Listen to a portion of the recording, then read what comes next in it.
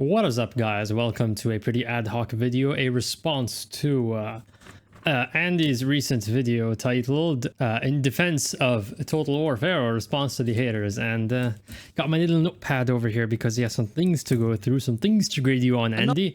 Well, let's begin, shall we? Let's look at a bit of criticism I find is based in ignorance, and share some of my own thoughts on Pharaoh as well.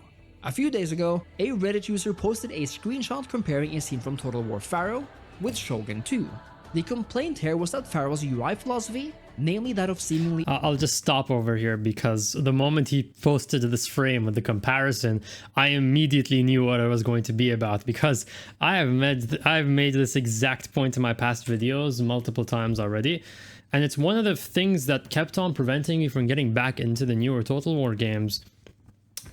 Even Rome 1, after say 100 hours of playing that game, Three Kingdoms later on, Warhammer 2, it's just, I had so much difficulty, and at the time I couldn't realize what it was. I have enough experience, and I've made enough videos on this topic, and I've watched enough videos on this series to know that, yes, it's primarily a question of the UI. There is way too much clutter in the UI. There's a trend of, instead of having visual audio cues, very clear visual cues and audio cues that tell you what's going on, you instead have that entire burden shifted onto the interface. So instead it feels like you're playing more the game.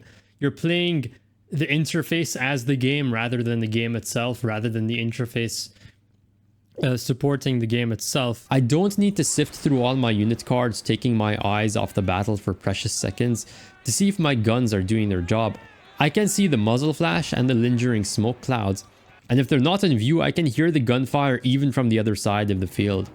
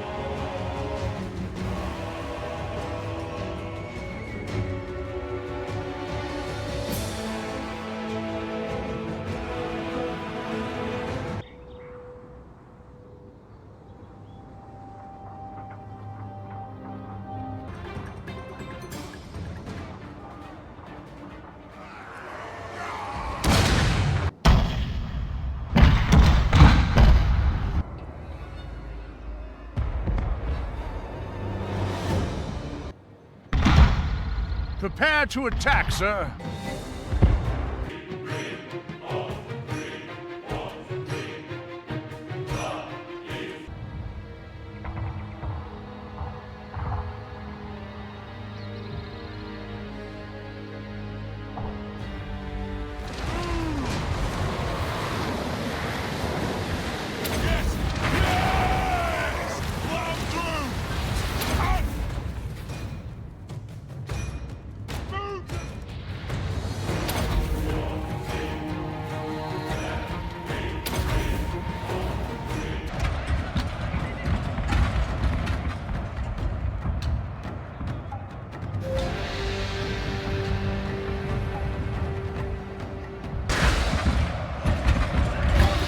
These cues have been lost in the newer titles.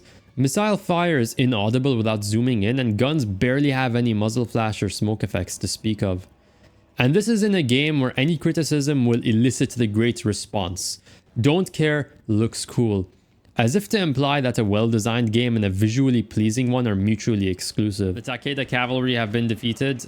The only cavalry they have left are generals. And my archers are beginning to fire over there in the fort. They're already exchanging fire. I'm swinging my... The sad part about this is that it just gives the illusion that the game is more complex than it really is. And I think that's why it kind of makes the discussion very, very difficult, or very, very one-sided, because on one end, you have people who are having difficulty getting into the game, and then on the other you have people who are gaslighting them into telling them, oh, you just need to get used to it, it's a game for smart people or whatever. And I've noticed that's something that happens a lot with it's been going on with Paradox Games for a long time now with their glorified menu simulators. I have over 1,000 hours in Europa Universalis 4, and I still cannot tell you what's the difference between trade power and caravan power and all those different noun parts and everything is. And I cannot tell you what half of the mechanics in the game actually do. I might have a rough idea, but it is so obtuse, it is so dense, it is so not transparent in its design elements that it makes you feel like you're just a bad player or like you're stupid if you don't know better. And then you have people on the other end who are telling you, who are used to it, who are just coping with it, or maybe have not played a better game to know what they're dealing with is garbage. So they go and tell you, oh no, it's just a game. Like it's just a game that you got to get used to. Okay, it's more complex. There's more variety in the game, and this is going to be made later on in this video. That point's going to be made. So let me skip it back a bit. So user posted a screenshot comparing a scene from Total War Pharaoh with Shogun 2. The complaint here was that Pharaoh's UI philosophy, namely that of seemingly infinite icon bloat, is a much worse design than Shogun 2's much more simplistic UX. And you know, I principally agree. I find that the Total Wars that favor immersive design language and simplistic UIs over icons everywhere are superior. But here's the thing, this image... It's also, I'll mention, it's not just a Total War thing. I've noticed that most or all good games, if they have one thing in common, it's the fact that they respect your intelligence, so they don't shove icons in your face. Like, you know, Ubisoft games get memed a lot for having quest markers and everything cluttering your screen, and then you have another game like Zelda Tears of the Kingdom where there's almost no UI at all, and what little UI there is, I remember in Breath of the Wild you could just disable it in the menu even. So it's interesting to see how games across different genres, you'd think they'd have nothing to do with each other, but there's one thing they get. It's that the best UI is the one that doesn't get in your way. It's the one that you forget about. The best UI is the one that just fades into the background and allows you to play the game, which I think is why traditionally first-person shooters have been very, very popular. It's not just the appeal of, oh, it's firearms or whatever. And I think part of it is to do with the fact that it's an inherently... The genre itself is conducive to having minimalistic UIs, because what do you need for a UI element in a first person shooter? You can hear the gunfire already. You don't need any indicator for that. You can see the muzzle flash. You don't need an indicator for that. Ammo, yeah, you can see that on screen. That's pretty much it. That's all you get, and that's why I think they're popular. It's because they don't tend to insult your intelligence, which is something I think a lot of genres, especially Total War now, which it used to do really well, but it could relearn that lesson. And caption completely misrepresents Total War Pharaoh and every modern Total War title. You see, every Total War game since at least Warhammer have offered this type of icon fest. But what's not talked about here is that Creative Assembly has actually made nearly every UI element toggleable. Alright, so there's an issue with this. It's sort of related to what I just said about user interfaces, but the best or well-designed games tend to not overwhelm you with options, especially gameplay-related options. Okay, I know there's video settings and all that crap because different people have different gaming PCs, so you can't there's such a wide variety of parts combinations that you have to have video settings, a lot of them, for people to adjust according to their needs. But when it comes to actual gameplay settings, like he's showing over here with the character auras, with the selection markers, with the fire arcs and everything, especially for someone who might be coming to this as their first Total War game, it's just going to overwhelm them further because, first of all, they might not know what half of these things mean. Like, they might not know what threat level means. I didn't know what threat level means for a long time. They might not know what that actually means. And then there's also the question of, is this sidestepping the actual issue? Because if the game had a well-designed UI, or sorry, if the game had a consistent, effective design language, making use of good visual audio cues, because by the way, that's been something that Total War has lost over the years, and I'll probably roll a few clips over here showing you how And I remember I was shocked when I played Warhammer 2 the last time and I was doing some combat tests and I saw that when you zoom out far enough from when you move to the other side of the map,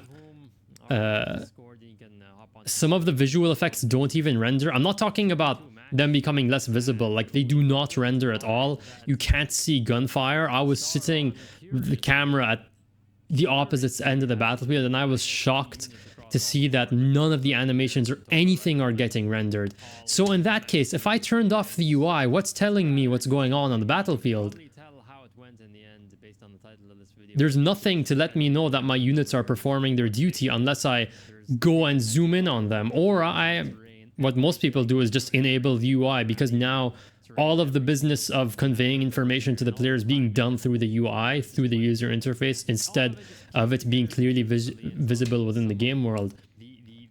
And of course, Pharaoh isn't out yet, so the game's not out yet. I can't test that for myself, but I played Three Kingdoms, I played Rome 2. This is something that goes back all the way to Rome 2, where you have wet noodle trails, and the reason those wet noodles there for missile trails, the reason they're there is because without it, you can't see anything. And you might tell me that, oh, but what about the older games? In Shogun 2, you can see arrows rendered at a very, very long distance, even from the other side of the battlefield. This is something that you can do without making the effects extremely ugly or extremely intrusive. And it's so at the end of the day, bringing in, instead of designing an efficient instead of giving the game an efficient design language, you're asking players to constantly toggle switches on and off and on and off and on and off, and you're adding more busy work to the game. And at the end of the day, you're left with a less immersive experience, however you cut it. If you turn off the UI elements, you're handicapping your performance. But if you turn them on, the experience is worse, because we've lost one of the best things about video games, and that is the ability to use visual audio cues to convey information. Visual and audio cues from the in-game world are always more efficient than UI elements on your screen, because with how many units is this? I have no idea how many units this is. This is easily, this is probably around 30 units. Imagine having 30 different units on the field, same missile units. And if you disabled, if you took away the missile arc, imagine trying to manage all of these different units. Imagine going through all these cards one by one. In a smaller scale battle, you're like, okay, it's going to be 1 second if I have to scroll each card. If you scale the battles towards 20 or 30 units, it becomes very, very tedious to manage. It becomes very tedious to manage when it does not need to be, because we've already had games that demonstrate you don't need to do that with the user interface. This means that you don't have to watch these icons if you don't want to. In fact, a whole slew of UI elements can be completely turned off and on at a whim, even to the point where you can turn the entirety of the UI off with one simple button click. In this way, even though I agree that Total War's default UI used to be better, when adding context and what's now possible, I'll also skip back a bit, because when he turns off the UI elements, let's go to max camera height over here.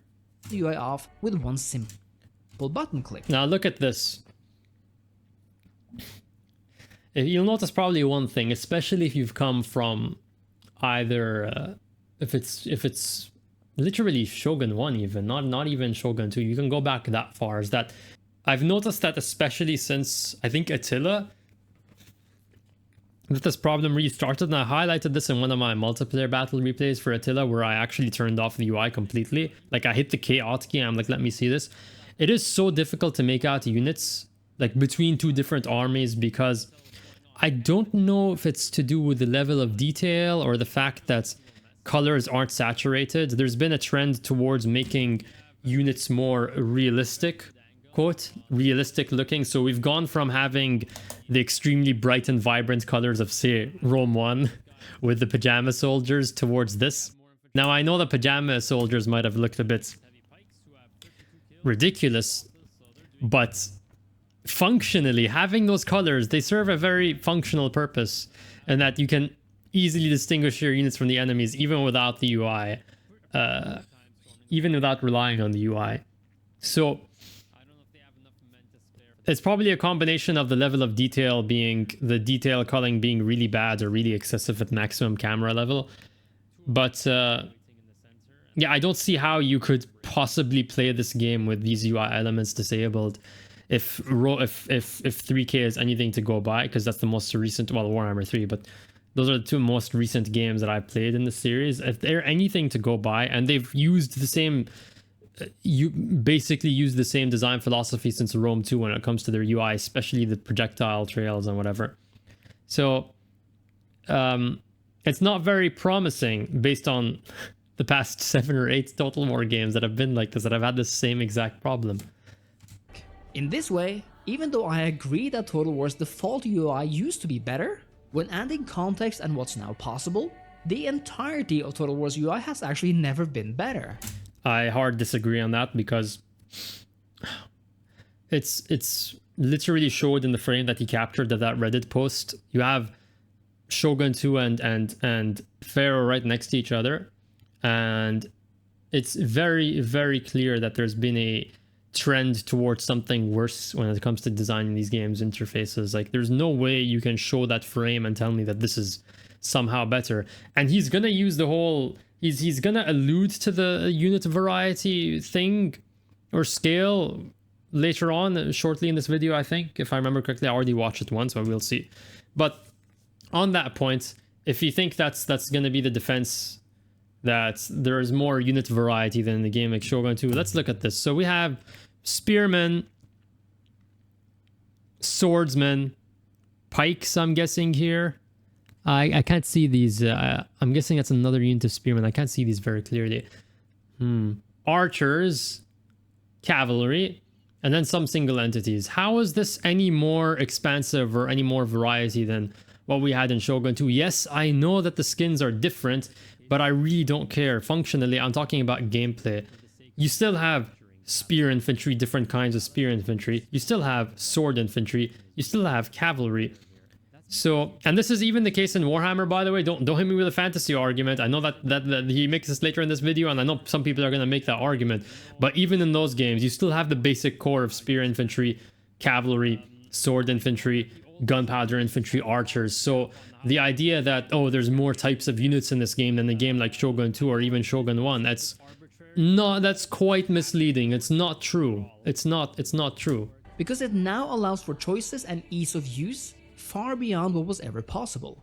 And so, this post seems like a bit of a cheap shot for me, and could of course, again, we have to wait until the game is out, but very well have been made for Warhammer 3 instead, even though it would still be wrong for that game too.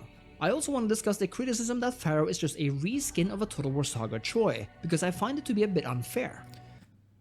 I actually don't have a problem in principle with people calling something a reskin. Like, I do not care if I don't really care if a game has a reused UI. It's not the fact that they're reusing it that's bad. It's the fact that they're reusing something that is bad that is the problem. Because we've already established that the UI since Rome 2 has been very, very insulting towards the player's intelligence. It's been very, very inefficient. You're constantly getting cluttered, having the screen cluttered with icons. There's no feedback to anything. Cavalry charges look like utter crap because of the hit point system. So it's not the fact that they've reused it 8 times that is the problem. It's the fact that the system itself is bad. For its entire lifetime, Creative Assembly has had as its philosophy to reuse engines with at least one sequel, before moving on to a revamped one.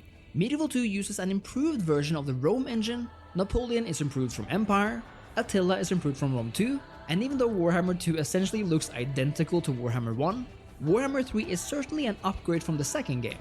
They do still look very similar, and even though I've certainly complained that Total War engines for a while have suffered from weird color, lighting, and saturation design, I haven't seen many others giving the same criticism. Well, there's this weird fixation going around, and it's been going around for years from almost all sides of this discussion. There's this weird fixation with the game engine, and it's always been somewhat peculiar to me because that people are fixating so much on the engine itself. It's again the question of reusing something. I have no problem with the studio reusing an engine over and over and over again. at the end of the day, my principal concern is how good the actual game is at the end. They could use the same engine 20 times, improving games on it incrementally, and that's perfectly fine. When Pharaoh seems to be looking very much like Troy then, I certainly agree this is the case, but it's rather weird to hate on it so much when Pharaoh, after all, is a de facto direct sequel to Troy. It's from the same studio, it's seemingly a saga type game, and it's releasing directly after CA Sofia's last title. In other words, it makes sense that these games look similar. And listen, I'm a sucker for graphics and I'm the first one to want more. And even though I still hope we'll see a relative upgrade, Troy already looked Yeah, you can already see he's not commenting on this, but I'll comment on the visual over here with all the stat modifiers. The technology progression is definitely not looking like it's going to be improved. It's been floundering in mediocrity for a long time, ever since Rome 2. Empire is the first one to bring in the tech tree. It wasn't that bad. It was actually improving your core unit, which is line infantry. It wasn't just stat stacking, at least not in the worst sense. But they went and took that system and improved it heavily in Shogun 2. And I've already talked a lot about it because it doesn't get talked about enough with how much Shogun 2's technology progression brings that whole game together. I use it constantly to talk about how the argument that game does not have faction variety or unit variety is a major fallacy, because there is in effect in the game, even though all units might share the same unit rosters, the fact that you can't research everything in the same campaign means that you will be specializing your faction towards something, and you will be encountering factions recruiting different units. You might come across a faction recruiting mostly Katana Samurai and Katana Cavalry one campaign, and another recruiting Yari Spam, which is basically a meme. I'm looking at the tech progression over here, and it's just right over from Warhammer 2. I remember the moment, and same thing with Three Kingdoms. You open up the tech tree over there, and instead of it being decisive, like you unlock a certain unit and that unit opens up a new tactical option on the battlefield, or changes how you approach the campaign, like with how matchlock units in Shogun 2 will drastically change the strategic situation, because you can now defend your borders with smaller garrisons, freeing up units to go on the offensive. Instead, you get this with legitimacy +9 and happiness +2, and it contributes to what I said earlier about the games becoming more and more obtuse and more, especially anti-new player.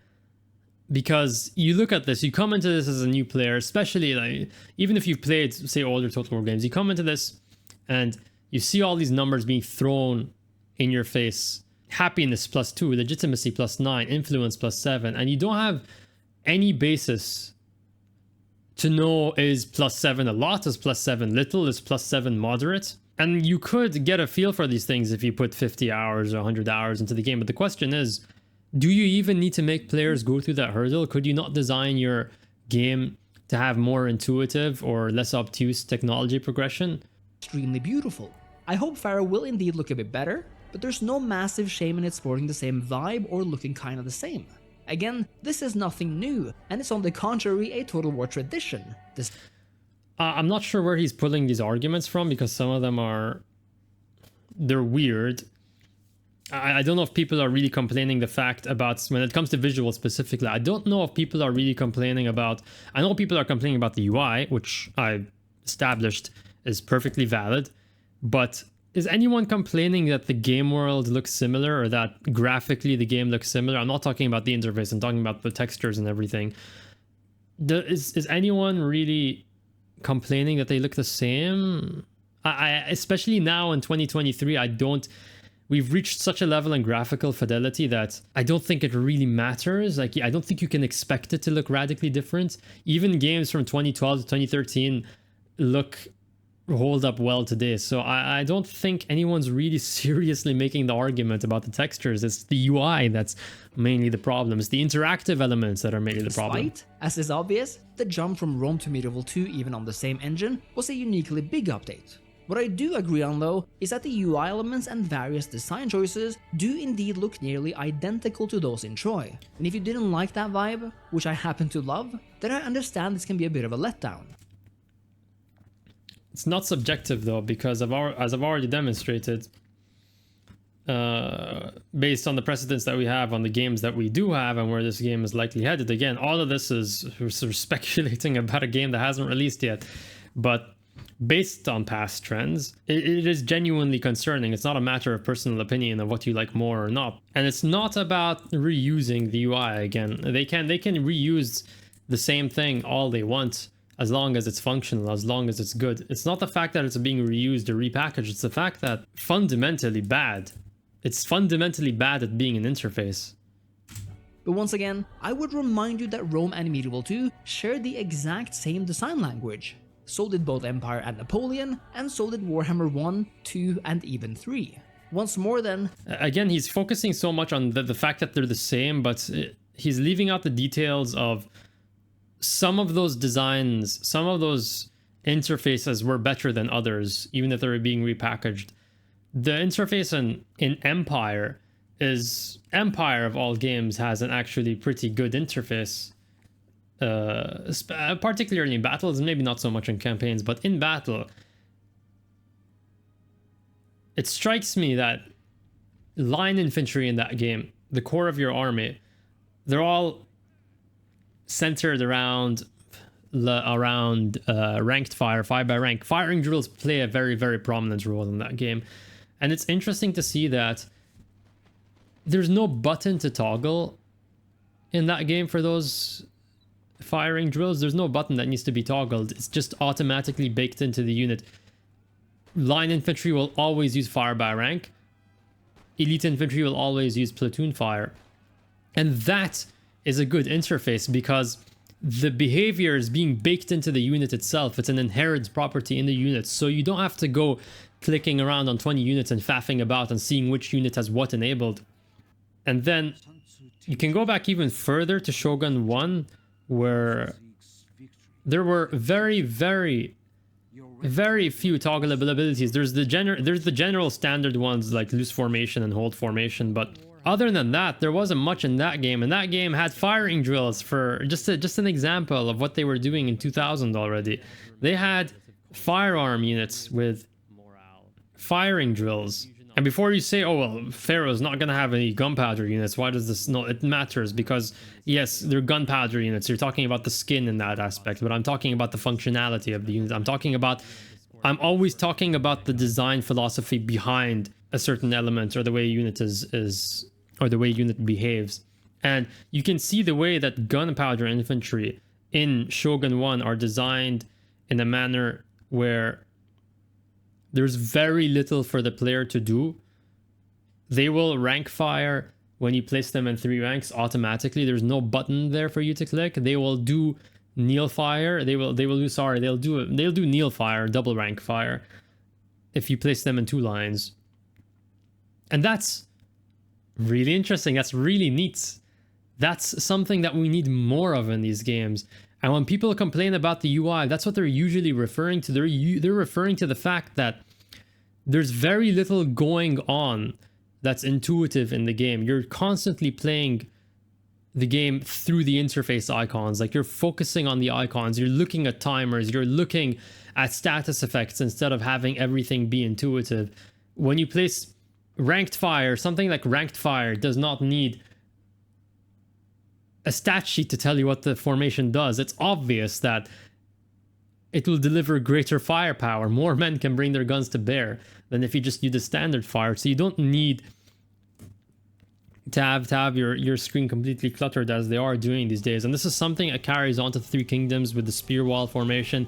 For some reason, when you enable spear wall, I believe their missile block chance or their missile evasion chance goes down a certain percentage, even though the men in the front who are in the spear wall stance have, because they're kneeling, they have a smaller profile. So you'd think that they would be less vulnerable to archer fire, to missile fire. And that's one example of the way that we've had a user interface overload, where you're constantly being harassed with all these status modifiers that are completely abstract, that oftentimes don't make any sense to what you're seeing on screen, and it just leaves you to just have no faith in your own units because and have no faith in any of the nouns or any of the labels in the game because you need to go and read the stat sheet to find out what it actually does. Wedge formation, for some reason, the men lose their armor. I don't know. They just, just toss their armor off because we enabled wedge formation. History repeats itself for better or worse, but don't hate uniquely on Pharaoh for doing this when it's been a staple of the series for 20 years. What I will say though is that I wish the UI saw a bit more of a change. Not in the windows itself, which seemingly sport amazing Egyptian themes, but in the general vibe. Sure, it did have a certain clean, punk aesthetic, admittedly choosing not to go for an ancient look. Sure, it did have... It's not, even if this was a new user interface, brand new user interface that was not reused, I'd still have many problems with this. One is that, I don't know, the visual style looks kind of incongruent. It looks like it's out of a mobile game. Like, why is the font purple? Why is that font purple? Like, looks very, unless there's some sort of cultural Egyptian thing that I'm not aware of. I know that purple was like a color of luxury, Byzantium or whatever, but that's actually that's a bit and then you look at the icons themselves with like the character portraits and everything, and it just looks very, very tacky. It does not look like these elements were designed with each other in mind. I don't know, I'm getting that feeling from it. Have a certain clean, punk aesthetic, admittedly choosing not to go for an ancient look, but it also doesn't even look that ancient. Like if we go to the next screen over here, I don't know how ancient this looks, and this is something that the only historical quote game, I hate using that term now, the only game we've had in the past 10 years that had its own that had an interface that was representative, like had a strong historical theme, was I think Three Kingdoms. But even that game had problems with like the unit cards, especially. They weren't even Chinese art, they were just some random ghost figures. But in terms of, say, the tech tree in that game, yeah, artistically that was a very pleasing tech tree. This does not have a very strong historical theme. I'm not getting that from it though. It's very mobile game-esque. It's very glossy and very more of a sleek, dark design. Pharaoh seems to go for the same, and even though I certainly don't hate it, I would probably prefer if the rest of the UI theme matched those of the gorgeous windows here, making everything look distinctly ancient and unique. I don't know how ancient this looks though. It's weird. He says that's ancient, but this looks more ancient than... I might be a bit too picky over here because they're just a few seconds off. Maybe he meant to have this clip running for longer, or maybe he just doesn't have enough footage, but then you could just loop it around. But this looks more ancient than that. Definitely. This does not... If you took away the character over here, I would not know what era you're trying to depict. Like, I would have no idea if you took away the character what era you're trying to depict. And that's a good measure for how authentic the design is. If I just remove one element and you can't tell what setting you're trying to depict, then it's not consistently or coherently themed. I would have also really liked it if Pharaoh used Warhammer 3's engine rather than Troy. That's also very weird because they're all using the same engine. And again, it's not like if they're using the same engine, at the end of the day, we've had 14 or 13 Total War games ever since Empire, all using the same engine, and they all have varying degrees of quality. Empire released in a botched state, but it's in terms of battles, it's not that bad. I mean, the AI is kind of the way it approaches you in diagonal formations is kind of interesting. It's very bizarre. When it comes to the quality of the game, we had Shogun 2 that was a much better game, much more polished game than Empire, despite running on the same engine. That was only 2 years later. It showed you what you can do on a bad engine. It showed you what can work. It showed you what you can do when there's very clearly a strong direction towards the game, both artistically and in terms of the actual gameplay. I don't see the fact that they're reusing the engine as a constraining factor, and I find it very peculiar that people get so fixated on the engine, because I don't think that is the constraining factor over here, because they've demonstrated in the past with Napoleon and with Shogun 2 and with Fall of the Samurai that they can make good games and they can make significant improvements between one game and the next on this engine. And I think maybe the origin of this argument, this weird fixation on the engine, is maybe if you guys, a blast from the past, Reynolds Sanity, when he made his Empire Total War. When he made his Empire Total War, why Empire Total War failed video on the Rome 2 critique, he talked a lot about the engine and how he had one-on-one combat and how that was constraining everything. And he spent a disproportionate amount of time talking about it in the game, and he made no mention of the health bars either, which is, in my opinion, a much, much bigger issue than the engine itself. But I think that the amount of time he focused on that point and the amount of popularity that video has is the origin of this argument, that he's suggesting that, Andrew's suggesting that people are frequently making this argument about the engine. Maybe they are, but I think it's missing the point. I think it's a pointless conversation to have anyway. Again, because we've had games in the past that use the engine well. I don't know. There's a reason I barely talk about the engine when I do my own critiques. I've barely ever mentioned it because it's just not important. I'd rather talk about the actual gameplay interactions. Telling you that this game uses X engine just like this other game doesn't really explain anything. It just leaves more questions than it answers. Because even though Choice still looks good, Warhammer 3 just looks better, with even more competent use of temporal anti-aliasing and color schemes. For now, I don't agree with the color schemes, certainly not. I'll try and roll a Warhammer 3 battle, and I'll tell you to try and distinguish these armies, because without the icons and without the green outline when you click on the unit, there's no way you are telling those units apart. Oh no. And then on top of that, especially Warhammer 2, the unit icons are just very, very dark. The unit cards, I mean, they're very, very, very dark, and they're also very low res, so it's not easy to tell what you're looking at. I do not agree that it has a good use of color scheme. Definitely not. Pharaoh looks just a bit more like Troy on the battle maps than I would have liked, but I certainly don't hate it, and it remains to be seen just how much better. I just said earlier, look at this, look at these two armies. Could you even tell if you turned off the UI, would you be able to tell them apart? It can all look when the game releases in October. What I do find, and for perspective's sake, in the older games, you could not only easily tell armies apart, you could easily tell individual units apart in your army. I remember in Fall of the Samurai, I mean, I still play it, Fall of the Samurai, you can tell a unit of line infantry or a unit of rifle infantry, line infantry, apart from a unit of spear levy from the other side of the map, because the spear levy unit is less, the men stand in a looser formation, and you can also see the spears from a distance as well.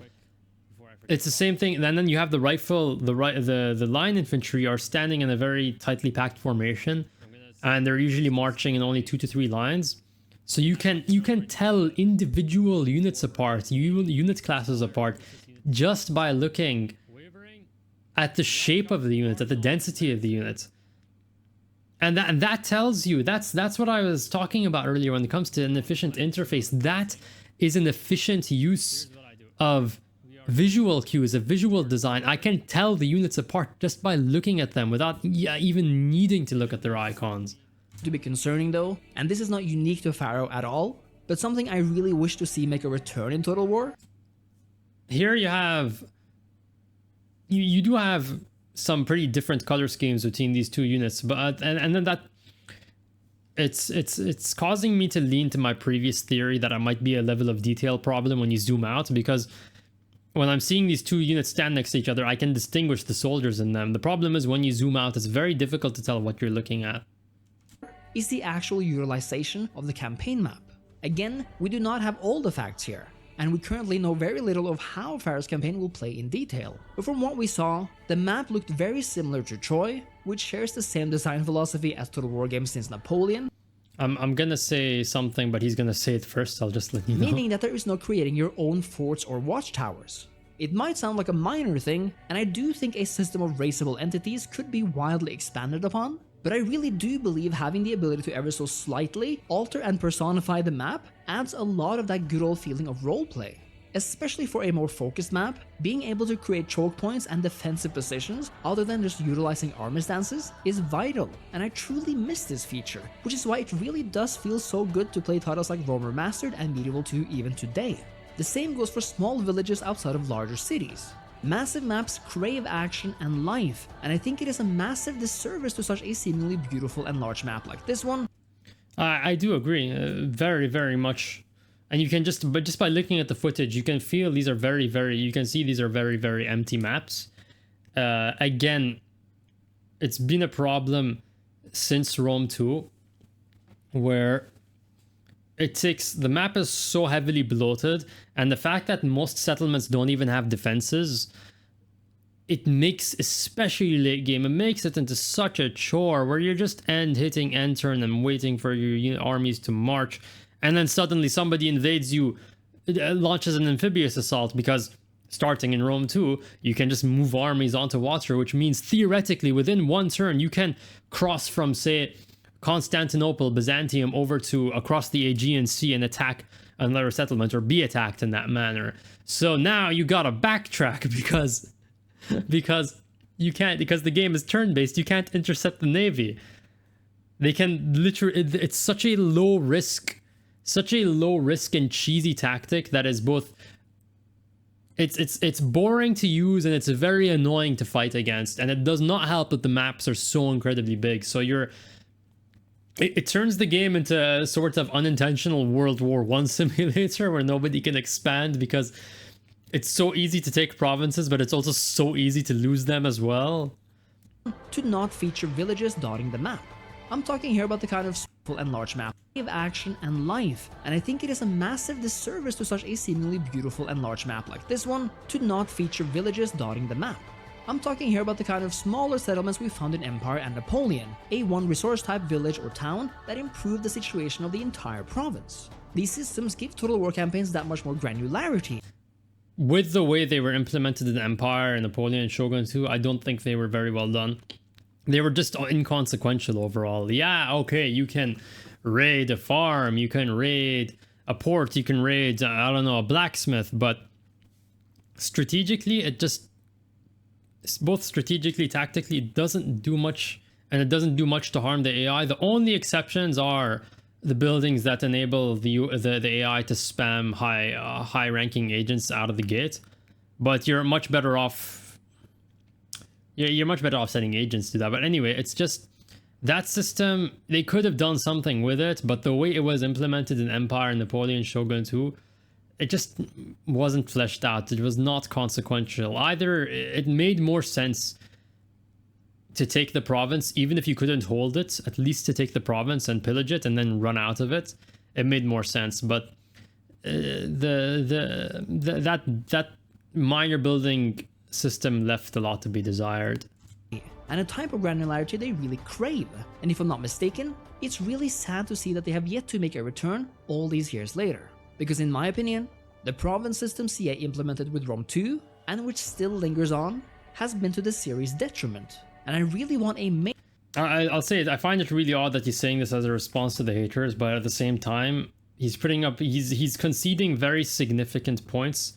Isn't that a major point though? Isn't that almost a deal breaker if the entire campaign system is just going to be reused from Troy, from 3K, from Rome 2, where you have predetermined major and minor settlements? In previous games, prior to Rome 2, you could select which settlements to dig in and which settlements to leave as expendable, and it made the campaign experience more dynamic. It added a lot of replay value, because in some campaigns you'd pick to upgrade one settlement over the other based on the diplomatic situation, the political situation, and in others you choose to develop other ones, and it made for a different game, even if you were playing the same faction. The fact that they're almost certainly going to be reusing the system is very, very concerning. It leaves a lot to think about. Major shakeup here. This is an aspect that kind of parallels what CA is seemingly doing on the battle map level. According to the developers, Pharaoh is bringing back unit formations in the form of unit stances. Okay, That gets me every time, because the bringing back unit formations and unit stances, what have they been doing in the past 10 years? We're going back to we've gone from -3 back to square zero. Like, they should have been far beyond this by in 2023, beyond what we had in 2011 or 2010 or 2000 even. I talked about, I bring up again the example of gunpowder infantry in the original Shogun. They already had firing drills in that game that behaved in a very inoffensive manner. They didn't require much from the player. It's about time, I guess, if that's the case. And anyway, they've already... I know that the Warhammer games ditched a lot of the formations that were traditional to Total War. But then 3K brought them back, like Spear Wall, like I mentioned earlier, which it doesn't matter if the men are actually in a spear wall. The status effect applies after like 3 seconds. It's not like Yachty Wall in Shogun 2, where if you spread the men out and you're running them about and then you hit the button, it doesn't instantly confer a stat bonus. If they get charged by cavalry, they're just gonna get shredded. And even if they are in formation, if they're hit with a strong enough charge, they will break apart and have their morale suffered. I don't have much hopes, even if they do bring that back. They've tried it with Three Kingdoms. It didn't work well over there. It was just a bunch of passive stat modifiers that had nothing to do with the actual shape. Testudo formation in that game, turtle formation, is probably the worst offender because it's just a flat 100% missile block chance where you just run the unit, even if the unit is dispersed, visually dispersed. The fact that they had that 100% modifier, that's it. That's it. That's all that matters. Giving each unit various stances to combat and prepare for different combat situations. And 99% chance that this combat stances or whatever to try and differentiate units is just going to be more busy work in battles where you're just going around and faffing about and clicking buttons. They might not even give you the ability to set the hotkeys. You're just faffing around, setting, clicking, toggling, detoggling abilities for passive stat modifiers, watching numbers go up and down and then bars empty and fill back up. So, and I'm not saying that the older games weren't guilty of this, but it's become particularly bad. I have my issues with Banzai, the Banzai ability in Shogun 2, where it's literally just an improved charge and you have to hit the button and then there's a cooldown timer on it. It was a sign of what was to come. So it sort of started in that game, but it's only gotten progressively worse. It was a minor annoyance back then. It's turned into basically the entire game's design at this point in terms of, as far as combat is concerned. Situations. This is something we've seen in previous Total Wars as well, but to my knowledge, the last Total War to truly do it correctly was Attila back in 2015. I've longed for this granularity in unit management ever since. I felt it was a shame it wasn't in Troy, which to me made those battles more boring because of it. Not too sure about Attila, except that I tested in that game a while ago with Nasmer on Discord, pike wall formation against heavy cavalry, and to our shock, when you stretch the unit of pikes out, it performs better than if you put them in a denser formation, because when you put them in a denser formation, the cavalry unit sort of envelops them because the mass is kind of messed up. So the cavalry unit envelops them and they get major morale penalties to getting flanked or whatever and charged. But I don't know too much about that game to comment on it. But what matters is that Three Kingdoms is a more recent game. It's supposed to be better, and yet they gave us nothing more than stat modifiers of the formations. It's literal busy work. You're just adding APM burden to the player. You're just hitting the wedge button to get more damage. You're just hitting the spear wall button to get a set of bonuses without any consideration for what the actual shape of the unit is. And so I'm just really glad that it's back. Again, I really just wish they would give the campaign map the same treatment by bringing back more options to define it ourselves. The fact that Pharaoh only offers 8 different factions on launch is another point of contention, and frankly I don't know if I have a clear stance here. 8 factions is not necessarily little. I know I personally tend to rotate between the same 5 or so, but options are of course always welcome, and if I had to choose between more or less, I'd always choose more. Sure, 8 should be more than enough to if the game is fundamentally, first and foremost, if the game is fundamentally well designed, where terrain actually matters, where where flanking and rear charges are actually decisive, which they haven't been for a very, very long time, then yeah, I could see 8 factions being perfectly fine. Doesn't matter. It's certainly better than the 4 factions or 3 factions we got with Warhammer 1. I think one of them was cut. I don't remember. It was a long time ago. It was like 8 years ago. But it was a major sticking point back then. How times have changed. But then he says more. If you have to pick, more is always no. That's completely superficial. I'm sorry, man. That's a weird way to pick. When I decide if I want to play a first-person shooter, I don't ask. I go and watch footage of the actual gameplay, but I don't go and ask how many guns does this game have. Now already know that Pharaoh will release a few faction packs actually, and so more. Oh, of course. Oh, that explains it. That explains why there are only 8 factions. It's not because they think that's enough for the game. It's just because of, you know, already the faction packs are being announced. Remember when the Greek States DLC was a massive, like there was a massive uproar for that? Yeah. I guess we really have improved our, have raised that bar. You know, might not want to raise it a bit too high. Somebody might trip. More experiences are on the way. But whether 8 is enough, I really think it depends on the quality and distinctness of what's here. First of all, I do expect the Egyptian, Canaanite, and Hittite cultures to be different from each other, and to offer unique mechanics based on each one. And further, since we have 4 and 2 factions respectively per these cultures, totaling 8. If the Warhammer games, which are a fantasy series, and they always get defended because they're fantasy, there's more variety. If in those games you're constantly spamming single entity armies, no matter which faction you go for, and they have the benefits of a fantasy setting, I don't really see why I would believe that they would actually do a better job of differentiating these factions in Pharaoh. I certainly hope each leader carries further unique mechanics to separate them even more from each other. Knowing how Troy turned out, I have no doubt this is the case. But whereas Troy mostly, if not only, featured characters worshipping the same pantheon of gods, Pharaoh has an opportunity here to create even more uniqueness. I haven't played Troy, but based on the fact that you can, you can win the opening battle with Achilles with 0 losses or 4 losses.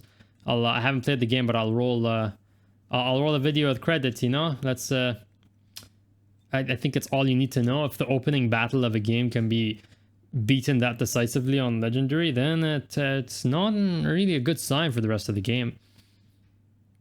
Or for anything going forward. Because the Egyptian pantheon was not the same as the Hittite one. In this way then, I really think Pharaoh can come to offer more than Troy ever did. But this does of course remain to be seen. And lastly, let's talk about the historical aspect here. It can be the greatest game of all time. It could maybe cure a major disease. It could allow us to achieve world peace, but I've seen so many people claim that Pharaoh is just another fantasy title or whatever. And that's just straight up wrong. Of course not everything will be historically accurate. The team at CA Sofia And finally, we get to the crown jewel of fallacious total war arguments, the historical versus fantasy. If you've watched my previous response video, you know I have quite a history with this one. History, get it?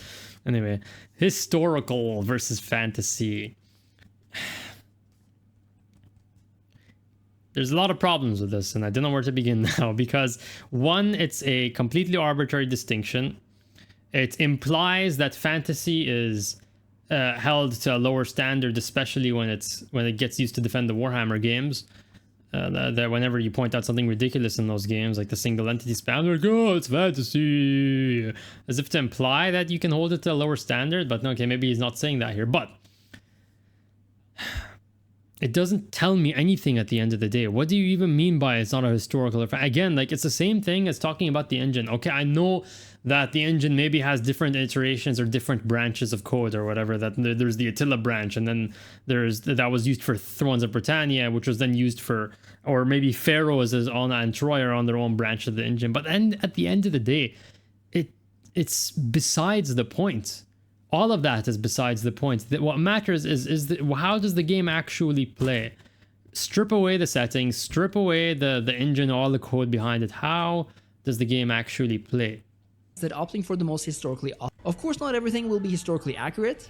I don't think anyone's asking for that, and if someone's asking for it to be historically accurate or whatever, please, like, and that sounds like a straw man, but please show me that argument. The team at CA Sofia instead opting for the most historically authentic game they can make, but there will be no magic here, no gods and no mythological creatures.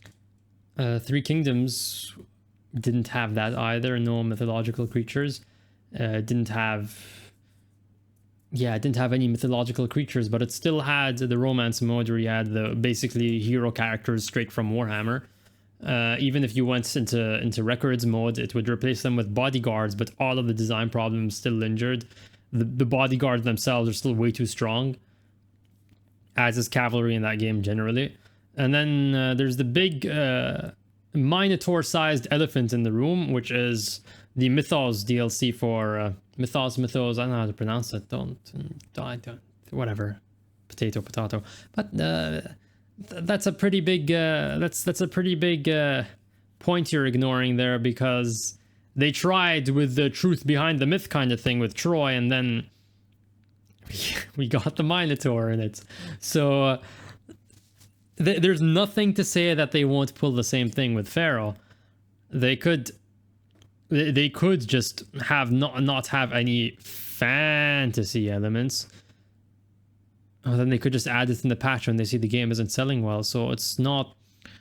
I won't take their word for it, and based on what little footage we have, we can't really confirm that. Again, Pharaoh is not Troy, and it certainly isn't Warhammer. I don't know how this game will end up, but based on what has been said and shown, there is no reason to state that this is going to be a fantasy-like title, and there's plenty of reason, actually. Again, Three Kingdoms, and then later Troy. Right? Sorry. On the basis of not liking Troy. The only... Three Kingdoms is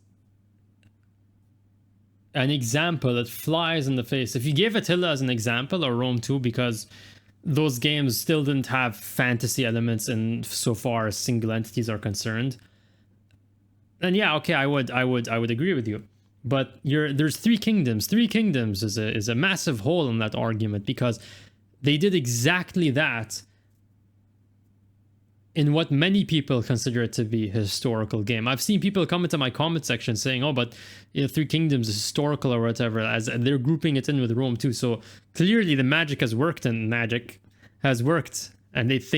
people think that Three Kingdoms is a historical game, even though it's Warhammer, all of Warhammer with the different setting as a paint job. The fact that Three Kingdoms took all of the design elements from Warhammer into a different setting, into a quote historical setting, and then the fact that Troy had crazy single entities on launch, and then did the whole Mythos update anyway because they realized the historical fans weren't buying it. We already have two examples of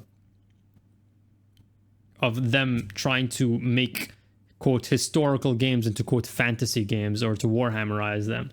So people have every right to be concerned about it. There's nothing unreasonable. They've been burnt not once but twice. I was burnt once at Three Kingdoms. I'm like, yeah, this series is going to crap. I don't need it gives me the same energy as people saying, hey, this show isn't bad, you just need to watch the first 5 seasons and the sixth one gets good. End up, but based on what has been said and shown, there is no reason to state that this is going to be a fantasy-like title, and to dismiss it outright on the basis of not liking Troy.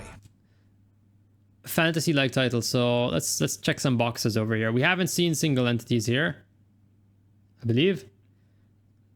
Let's just assume, okay, there are no single entities. Okay, that's one box. Okay, they did not fantasize the game in that aspect. But I've already seen they've already taken the same incomprehensible interface, cluttered interface from the Warhammer games. They've already taken the same tech progression idea. For all intents and purposes, most intents and purposes, they have already just imported design elements from Troy, which were imported from Warhammer anyways. So it's not looking, in terms of this game not being quote fantasy, the prospects aren't all that good. The only way I can see this line of thought ring even remotely true is in the way the campaign system of prosperity and collapse is set up. but this system more or less mimics the climate change system in Attila, and I don't believe anyone ever called Attila a fantasy-inspired title. That is true, because it's a very modern invention and fake distinction that they've came up with in recent years, the whole historical versus fantasy. I really don't remember anyone complaining about back in 2011 or 2010 complaining about, no, third age is fantasy, I don't like it, I want to just stick to medieval too. I don't think anyone was making that was like, oh, I just want I can't stand these historical titles, I want fantasy back in the day. And it's only in recent years that they've started peddling this distinction, this us versus them thing of fantasy versus history. But that's, again, it's a red herring. It's besides the point. It has nothing to do. At the end of the day, it completely fails to address the one thing that matters, and that's the gameplay. How does the game play? Certain mechanics are here to exaggerate or to bring a distinct feeling after all, and to create a vibe that sets a game apart from the rest. I for one like this a lot, and I hope Pharaoh achieves its goal here, especially because unlike Attila, the collapse in Pharaoh can actually be turned around, back into prosperity if you play your cards right. It's definitely an interesting concept, but again, it all comes down to execution. Is it just going to be a bunch of passive stat modifiers that are just inconsequential or very easy to game? Or are they actually going to do something interesting with it? Are they reasonably going to? Are there going to be new mechanics or something? That's something that we have to see. I'm over here expecting a bunch of stat modifiers if that's all we get. But anyway, I think that's all I really have to cover over here. I don't think I have any more to go over. Yeah, that is pretty much it. Let me know what you guys think. If I missed anything in this video, if I got something wrong, what you think, or what do you think about how Pharaoh's gonna turn out, man? Speculation videos. In defense against these haters making these supposed arguments that are mostly just straw man arguments. And some are straw man and others are actual legitimate concerns that have manifested as real problems in actual games in the past. It's not like we don't have past present to go on when we're talking about Pharaoh. But anyway, thank you so much for watching, guys, and if you enjoy my work, you can subscribe to my Patreon, and there's a Discord link in the description below. I have a lot of fun discussions over there. Thank you so much, and I will see you all next time. Bye-bye.